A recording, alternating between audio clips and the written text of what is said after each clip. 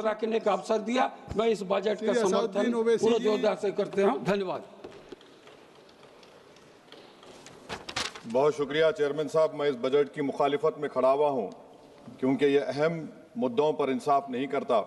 मिसाल के तौर पर सर, अगर आप देखेंगे मुस्लिम एनरोलमेंट जो UDIC का डेटा है 2021-22 का, मुसलमानों का एनरोलमेंट गवर्नमेंट का डेटा बोलता है प्राइमरी में 15%, यूपी में अपर प्राइमरी में 14%, सेकेंडरी में 12% और हायर सेकेंडरी में 10%। प्राइमरी से लेकर हायर सेकेंडरी तक आते सर 5% की गिरावट होती है। वही सरकार का AISHE का डेटा है 2020-21 का, 2016-17 में मुसलमान 4.87 थे एजुकेशन में, 19-20 में बढ़कर 5.45 हुए और 2021 आते आते सर वो 4.64% हो गया।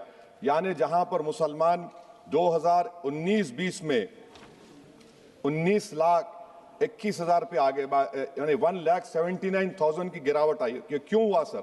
ये इसलिए हुआ क्योंकि ये मोदी सरकार तासुब और तंग नजरी के मज़ाहिर करती है। इसी वजह से मुसलमानों अक़लियतों में ड्रॉप आउट रेट ज़्यादा है, लो एनरोलमेंट है और वो हायर एजुकेशन तालीम को मुकम्मल नहीं कर सकते। सर 3 स्कॉलरशिप स्कीमें हैं, 5 साल से cabinet committee of economic affairs in स्कीमों की मंजूरी नहीं दे रही है सर, 5 साल से। ये आपकी तासुब और नफरत नहीं है तो क्या है बताइए आप? बजट तो पास हो रहा है ऐवान में, 5 साल से आप पैसे नहीं दे रहे हैं। क्यों? क्योंकि cabinet committee of economic affairs इसको मंजूरी नहीं देती है। और मैं बताना चाह रहा हूं, आप विकसित भारत बनाना चाहते हैं, मैं तायद करता हूं, मगर क्या आप 14% आबादी को नहीं पढ़ाकर, उनको एलिनेट कर आप विकसित भारत बना पाएंगे?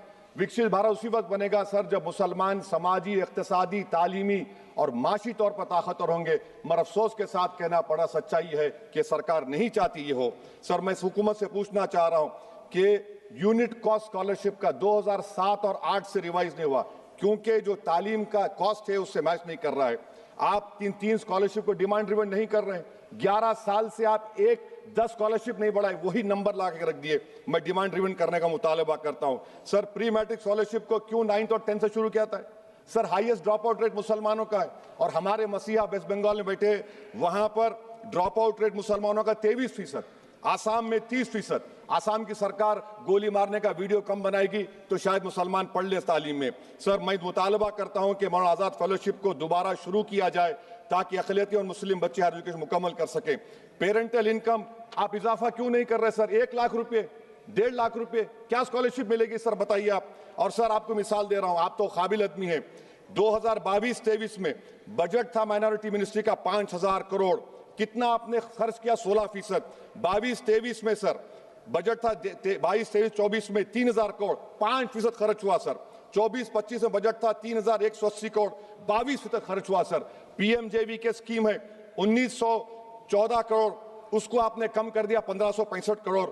तो मैं सरकार से मुतालबा करता हूं कि मिनिस्ट्री ऑफ माइनॉरिटी के बजट का 10,000 करोड़ कम से कम होना चाहिए। तासुबियत को खत्म करिए आपकी स्कीम में। सर दूसरी बात, इनकम टैक्स के बेनिफिट मिलती थी हमारे फौज के सिपाहियों को जो विकलांग थे, आपने इनकम टैक्स बेनिफिट छीन लिया उन लोगों को। ये कैसा इंसाफ है आपका बताइए? जो फौजी सर्विस में है, अरे प्राइम मिनिस्टर अगर एक ट्रेन की झंडी दिखाएंगे तो उससे बढ़ के पैसे खर्च हुआते, तो आप क्या बचा रहे? सर 11-12 साल से वजीर आजम मोदी हैं, हमारी एयरफोर्स का स्क्वाड्रन गिरकर 29 पर आ गया। 12 साल से आप प्रधानमंत्री हैं, हम एक मिड एयर रिफ्यूलर एवैक्स को नहीं बढ़ा सक रहे। पाकिस्तान के पास हमें ज्यादा एवैक्स है और ऑपरेशन सिंदूर में हमने देखा कि कितनी तकलीफ हुई। सबमरीन का शॉर्टेज है, आपको फिक्र नहीं है सर। और हम 3rd एयरक्राफ्ट कैरियर हम भूल गए। आखिर कैसे हम चाइना को इंडो पैसिफिक में रोक पाएंगे? ये देशभक्ति नहीं है सर। हमारी फौज में कमी है। क्या ये मुल्क इतना कमजोर हो गया कि हम अपनी फौज में बच्चों को भर्ती नहीं करा सकते? अग्निपथ स्कीम का रिव्यू होना चाहिए। इस ऐवान में चाइना बॉर्डर पर एक बहस होनी चाहिए।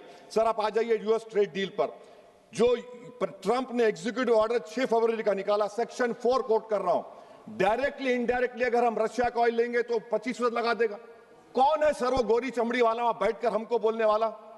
किस हमने इस मुल्क को आजाद इसलिए करवाया था कि वहां बैठकर बोलेगा मैं जिससे चाहा तेल खरीदूंगा। तुम होते कौन हो? तुम मेरे माई बाप हो क्या? आप 25% लगाएंगे सर। और वर्ड क्या इस्तेमाल किया? इंडिया। यानी अब नायरा जो है, नायरा कंपनी बंद हो जाएगी और हमको मॉनिटर करेंगे आप, भारत को उस पर ओवरसाइट करेंगे। अफसोस की बात है कि सरकार खामोश है। सर 2019 में ईरान का ऑयल मत लो बोले, आपने गलती की, आपने ईरान को ऑयल नहीं लिया। तो अमेरिका ने कहा कि इराक से लो कंपैरेबल रेट पे, कंपैरेबल रेट पे, मार्केट रेट, नॉमिनल प्राइस पे नहीं। आज यूएस कह रहा है कि मोनोपोली रेट पे लो। कहां है सर? हम क्यों कर रहे हैं? क्यों इतना गिर रहे हैं इस गोरी चमड़ी वाले के सामने? आखिर हमारी हमियत कहां है सर? और एक बात बता रहा हूं सर, ये यूएस ट्रेड डील से European 2 minute sir, European union की ट्रीटी से हमारा पीएलआई का पूरा असर पड़ेगा, क्योंकि आपने टैरिफ गिरा दिया।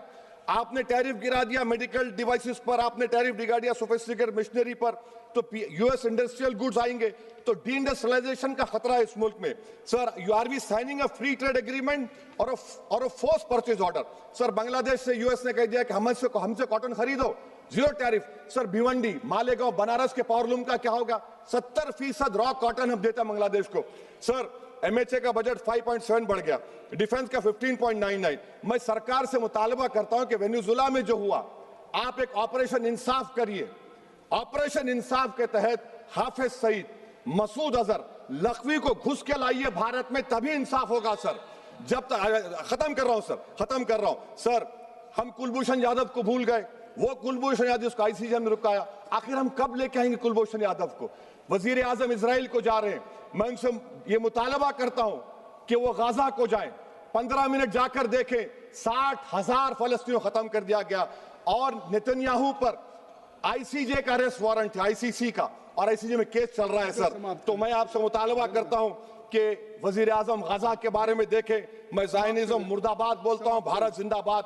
और ये सरकार तेलंगाना से नाइंसाफी कर रही है, कुछ नहीं दे रही है। बहुत बहुत शुक्रिया सर। बी सेल्वराज जी। பேரவை தலைவர் அவர்களுக்கு வணக்கம். பொருளாதார